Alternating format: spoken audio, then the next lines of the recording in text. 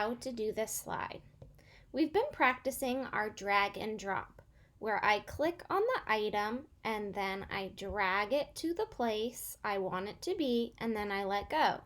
Again, click, hold down, drag it to where it needs to go. We've also been practicing text boxes.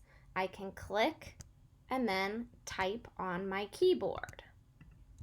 Today we're going to look at a new tool called the scribble tool. So if you need to be able to do your math, then you can use the scribble tool instead of a piece of paper and pencil. The scribble tool is up here in our toolbar. When I click on it, you'll see you might have the line already up there. If I go all the way to the bottom, it says scribble. I'm going to click on scribble and you can see it's turned into a plus sign.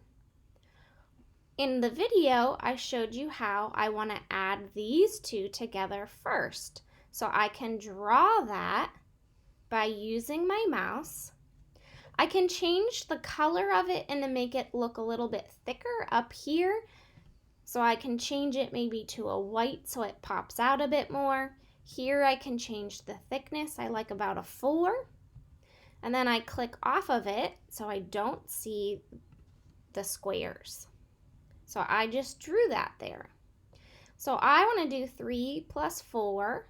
I go back to my scribble tool and then I can make it a 7.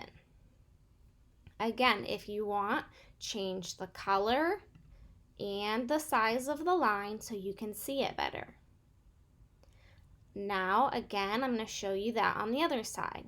Scribble tool, draw my lines. I can change it if I want to. See how it doesn't show very well here?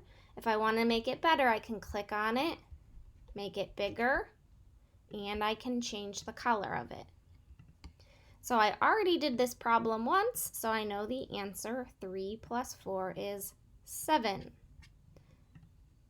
Changing the size, changing the color so I can see it on my screen. Now I can do 7 plus 7 is 14, so I can use my text box.